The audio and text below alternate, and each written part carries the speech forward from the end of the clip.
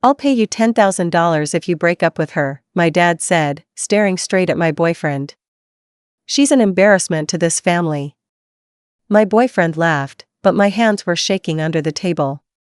What we did next made everyone regret ever doubting me.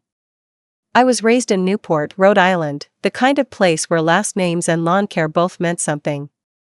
My family wasn't just well off, we were old money. My father, Samuel Whitmore, is a retired finance executive who still behaves like he's presenting quarterly earnings at the dinner table. My mother, Rosalind, was an East Coast debutante who basically floated from prep school to marriage. I was the youngest of three, and always the odd one out. Where my siblings coasted through Ivy League institutions and took their places at law firms and private equity companies, I fought tooth and nail to go to the Rhode Island School of Design. Not exactly a family-approved career path. But art was what kept me breathing. I met Luca Moreno at a design workshop in Boston. He was born and raised in Queens, worked as an industrial designer and part-time bartender. Not flashy. Not from money. But God, he was smart. Luca could look at a problem and sketch 3 possible solutions on a napkin in under 10 minutes. But more importantly, he listened to me. He cared in a way I hadn't experienced. He asked about my art, my ideas. Not just how my career looked on paper. Naturally, my family hated him on sight. When I told them about Luca, they didn't say much at first. They'd done this song and dance before, pretending politeness until the relationship fizzled.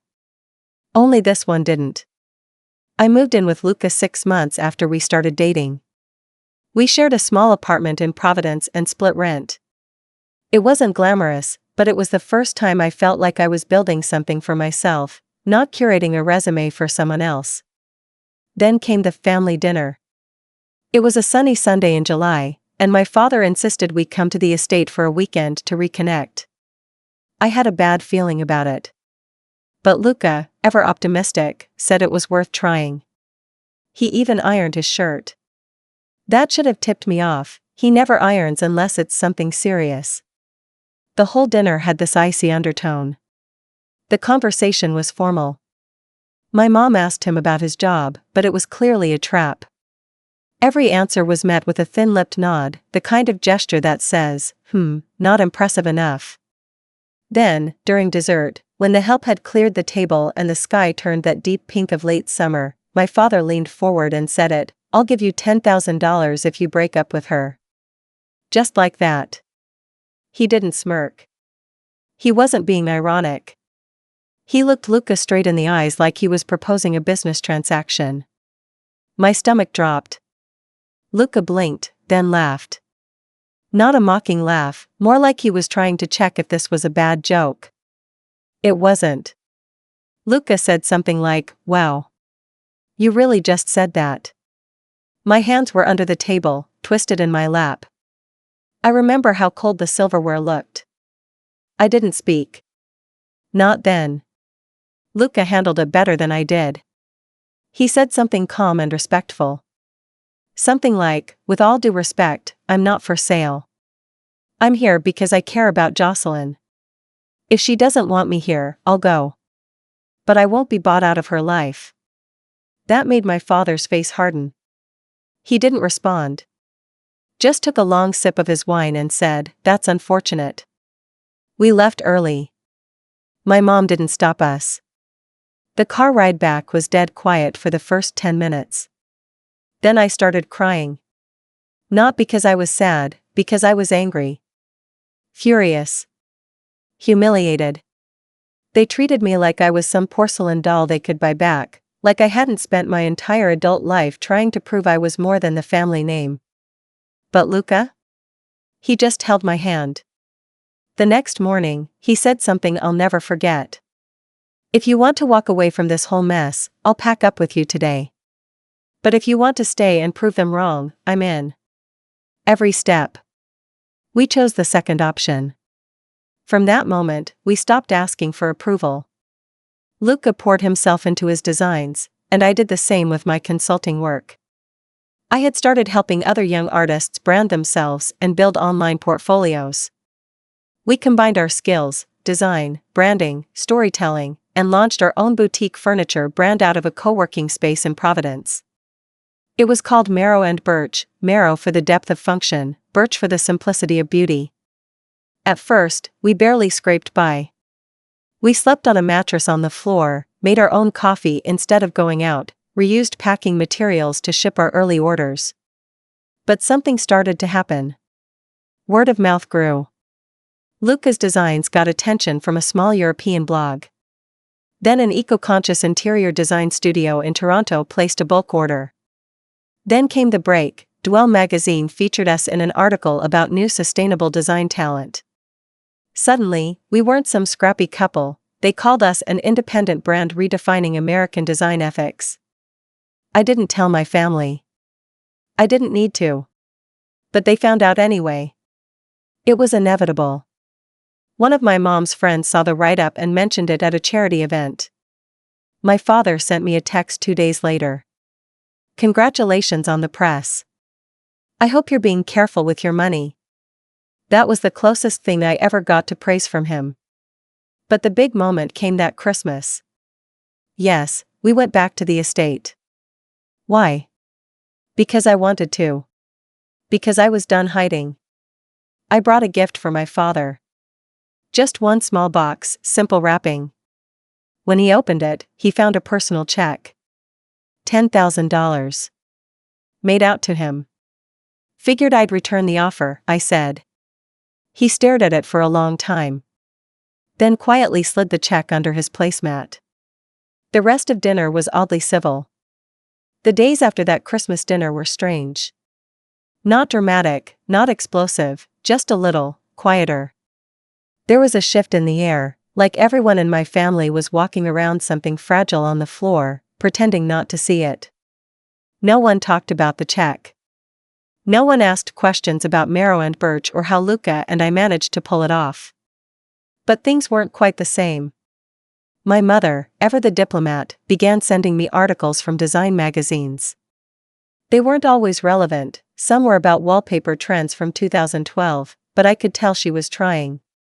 In her own stiff, patrician way, this was her version of an olive branch.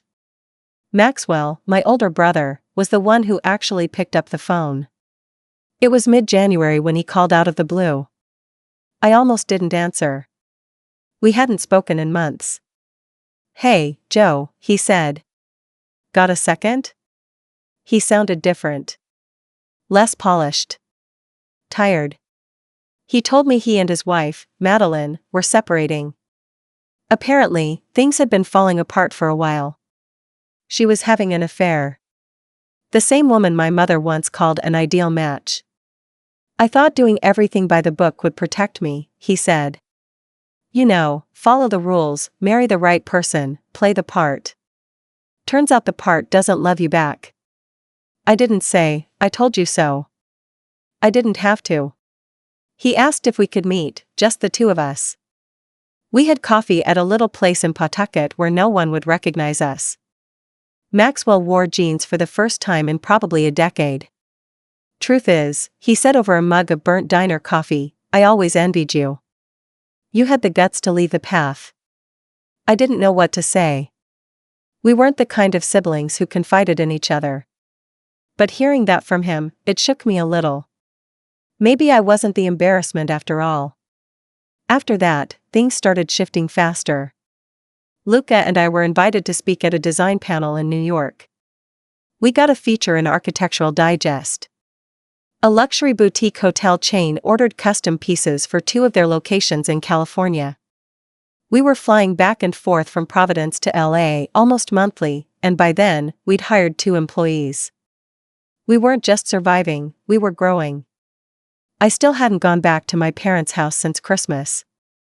Then, in late summer, I got the call. My dad had a stroke.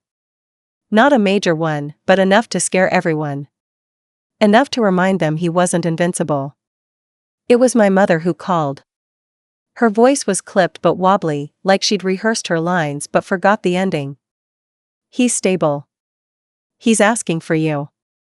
Luca was in the studio when I told him. He didn't hesitate. "I'll drive you," he said. The drive back to Newport felt different this time.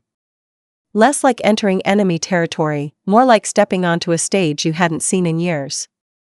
The house looked exactly the same, marble floors, colonial columns, cold silence. But when I walked into my father's hospital room, he didn't look the same. He looked smaller. There were no nurses in the room. No speeches. Just him in a hospital bed with a monitor beeping in the background.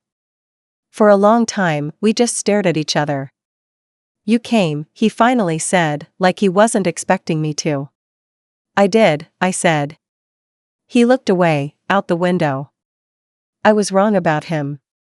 And about you." I waited for more. For something. But that was all he gave me. He didn't apologize. Of course not. Samuel Whitmore didn't do apologies. But for the first time in my life, I think he meant what he said. Still, I didn't reply. Not right away. I just stood there, watching a man who'd spent decades trying to shape the world in his image finally realize that he couldn't control everything. When I left the hospital, I didn't cry. I didn't feel triumphant either. I just felt tired. But clean. Like something had finally broken open, and I could breathe in all the space it left behind. The next few weeks passed in a blur. I visited my father twice more while he was still in rehab. Not because I felt obligated, but because it gave me a strange sense of closure to sit across from him without having to perform. I didn't fill the silence like I used to. I just let it settle. Sometimes he'd talk about the therapists. Other times about the stocks. Once, he even asked how Luca was doing. That nearly knocked the wind out of me. "He's doing well," I said carefully. Dad didn't say anything more. Just nodded slowly and stared down at his hands. They'd always looked too large, too capable, like they were meant for shaking hands and signing contracts. But now, they looked fragile. Knotted. Veined. Human. It was the first time I'd ever seen my father as a person, not a force. Meanwhile, Marrow and Birch kept moving. Luca, bless him, picked up the slack while I juggled the emotional weight of everything back home. He handled client calls, managed our team, oversaw our new warehouse lease in Brooklyn. He never once complained. We'd always split everything 50-50, but now I realized how much of our success had come from the quiet, constant support he gave me when the rest of the world pushed back. My family never saw that. Or if they did, they refused to admit it. One night, after I came back from the hospital, we sat on the roof of our apartment building with paper cups of wine. The city lights hummed below us. "I think he's scared," I said. "Most powerful people are," Luca replied. "They just don't show it until they're forced to." I nodded, my head resting on his shoulder. The air was thick with late summer heat and something unspoken, a turning point, maybe. Or a clearing. "He didn't apologize," I said after a long pause. "He probably won't," Luca said. "But does it matter?" I didn't answer right away. Maybe it did. Maybe it didn't. I was still trying to decide. Not long after that, my mother called and invited us to dinner. "Just a quiet dinner," she said. "Nothing formal. Just the four of us." I almost said no. Everything in me bristled at the idea of playing pretend again. But Luca looked at me and said, "You don't have to go. But if you do, go as yourself." So we went. It was a warm September evening. No waitstaff this time. My mother had actually cooked, which I hadn't seen her do in over 20 years. Chicken, roasted vegetables, nothing extravagant. The table was set with regular dishes, not the antique bone china reserved for company. My father was thinner, but alert. He greeted Luca politely, even looked him in the eye. That alone was a miracle. We sat. We ate. The conversation was light, local news, weather, a little about the company. Then, halfway through the meal, my father turned to Luca. "You built something solid," he said. Luca paused, then nodded. "We both did." My mother sipped her wine and didn't interject. That in itself was more surprising than anything. It wasn't a truce. Not exactly. But it was something, an acknowledgement. A sliver of shared ground after years of hostility. That night, as Luca and I drove back to the city, I watched the lights of the coastline fade behind us. I thought about how different everything had become. Not just on the outside, in magazine articles and storefronts and warehouse leases, but inside me. I had grown out of needing their approval. And somehow, that had changed everything. I wish I could say that things stayed peaceful after that dinner. But if life's taught me anything, it's that even when people start to change, they rarely change all at once. In the weeks that followed, my mother started calling more frequently. At first, it was awkward. She'd ask about things she didn't really understand, like our production schedule, or that TikTok furniture clip she'd seen, but I could tell she was trying to speak a language she'd never had to learn before. Sometimes I humored her. Sometimes I didn't. Luca, meanwhile, stayed calm. Always calm. He had an ability to weather discomfort that I still envied. Then came the board dinner. Maxwell had invited us. Apparently, he'd taken over some advisory position at a local arts foundation. They were hosting a donor dinner in downtown Providence, and he thought it might be a good chance for us to reconnect with the community. I knew what that meant. He wanted us to show face. Prove that we were more than a scrappy design couple from a warehouse. Against my better judgment, we went.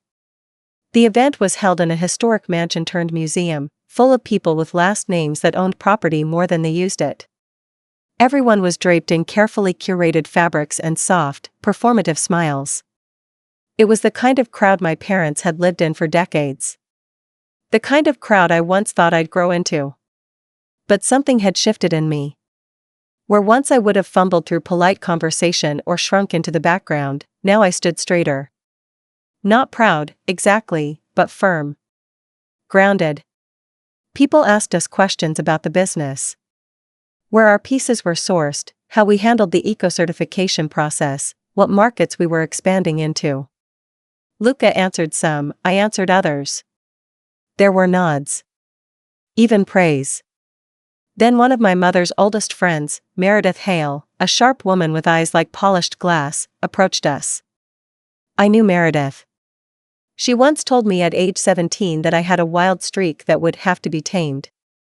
She leaned in and said, too loudly, so glad to see you've found something productive to do with your hands, dear. And a partner to help keep you focused. My smile froze. Luca, ever the diplomat, offered a polite nod. But I caught the flicker in his eyes. He hated being talked about like a service animal. Like his love for me was an act of charity. That was the night I realized something important. Even if you build a new life, the people from your past will still try to define it on their terms. After that night, I started declining invitations again. Not out of spite, but for peace. I didn't need to keep stepping into rooms where my worth had to be defended like a business pitch. My mother noticed. She called one morning and asked why we hadn't RSVP'd to her charity auction. I've just been busy, I said. We both have. There was a pause. You know, it means a lot to some of these people, seeing that you've done well. I don't need them to see it, I said. The silence stretched long and thin on the line. You've changed, she said finally. I've grown, I corrected. The difference mattered to me. By late fall, Marrow and Birch had landed a deal with a boutique hospitality group in the Pacific Northwest. Custom-designed pieces for their eco-resort chain, huge order. It meant flying out to Washington, spending weeks working with the architects, overseeing installation. Luca and I packed our lives into suitcases and rented a little cottage just outside Seattle. The work was demanding, long days, tight timelines, supply chain hiccups. But I loved it. We both did. It felt like we were finally not just surviving the business but shaping it. The way we'd dreamed about. It was around then that I got another call from Maxwell. This time, it was about our father. He's asking about you, he said. Keeps mentioning the company. Keeps bringing up Luca, too. What about him? I asked, my tone cautious. Honestly? I think he's trying to understand how the heck you pulled it off. I didn't answer. Because truthfully, I didn't care if he ever understood. I didn't build this life for him. But I did wonder. Wonder if my father, the man who once looked Luca in the eye and offered to buy him off, now sat alone in his study, surrounded by dusty ledgers and award plaques, realizing that maybe, just maybe, he'd gotten everything wrong. I didn't want revenge. That wasn't it. I just wanted recognition of truth. Not praise. Not money. Just a simple acknowledgement that the life I'd chosen, the partner I'd chosen, had worth outside their narrow vision. But life rarely gives us that clean, tidy closure. And I was starting to be okay with that. It was about a month after that phone call from Maxwell when the final piece of this long, complicated puzzle clicked into place. We were back in Brooklyn, having just returned from Seattle, and our team was expanding fast. We'd leased the second floor of the building for our new showroom, and we were in talks with 2 luxury retail partners from Europe. I was sitting in our little studio office late one night when I got an unexpected email. It was from the Rhode Island Arts Preservation Fund. A formal notice that I'd been nominated for a fellowship and keynote speaker role for their annual Innovation in Craft and Design Summit. I read the email 3 times to make sure I understood it correctly. The fellowship was prestigious. Very few people in my field got nominated, and even fewer accepted. The irony? The foundation's board chair was none other than Meredith Hale. Yes, that Meredith. I didn't think too much of it. I figured maybe they wanted some youth buzz or token creative success story. I almost turned it down out of spite. But Luca, of course Luca, encouraged me to go. This is what winning looks like, he said. It's not just the success. It's them asking you to stand at the podium. So I accepted. The night of the summit, I wore a black tailored jumpsuit, no frills. Hair pulled back. No pearls, no heritage brooches. Just me. The event was held at a converted mansion turned arts center, the kind of place where my parents used to donate wings and get their names etched in brass. I spotted them as soon as I arrived. My mother stood near the bar in a deep green dress, surrounded by familiar faces. My father was seated, thinner than he'd once been, walking stick at his side, suit impeccably pressed as always. I hadn't told them I'd be speaking. They found out when my name was announced over the microphone and the room erupted in applause. I walked up to the stage, chin high, smile soft. The spotlight felt warm. I wasn't nervous. Not anymore. I gave my speech. I didn't talk about my family or the struggle. I talked about rebuilding the meaning of value, how design wasn't about pedigree, but about listening. I talked about how creativity wasn't cultivated in ivory towers but in cracked floor studios and long nights spent making something out of nothing. I talked about choosing passion over pretense. Love over legacy. When I finished, the applause was louder than I expected. Not thunderous, this wasn't a movie, but real. Earned. Afterward, people lined up to shake my hand. Investors. Students. Journalists. The head of a museum in Montreal asked to collaborate. One woman told me my words made her cry. Then I saw my parents approaching slowly from the side of the room. My mother reached me first. Her lips moved as if she were still choosing the words carefully before letting them out. That was very impressive, Jocelyn. I nodded. Thank you. Then my father stepped up. For a long moment, he just looked at me. Really looked. Not through me. Not at what I represented. Me. He extended his hand. I was wrong, he said quietly. About everything. I didn't take his hand. Not right away. I looked over his shoulder, at the crowd behind him, at Meredith sipping champagne while pretending not to watch me, at all the people who had once dismissed me as the family embarrassment now lining up to ask for my time. That was the moment I realized, this was the revenge. Not the kind with flames or screaming matches. Not the kind where you humiliate someone in front of a crowd. This was quieter. Sharper. Because I hadn't destroyed anyone. I'd simply proven them irrelevant. I finally shook his hand. But I didn't thank him. I didn't comfort him. I didn't reassure him. That was never my job. Later that night, back in the car with Luca, I stared out the window at the lights of Newport, those same lights that used to make me feel small. Now they felt distant. Like a world I once knew, but no longer needed. "You okay?" he asked, resting a hand on my leg. "Better than okay," I said. "We made it." He smiled. "Told you they'd regret it." I smiled back. And in that quiet car, holding hands with the man they once tried to buy out of my life, I felt something settle inside me. Not just pride. Not just vindication. Peace,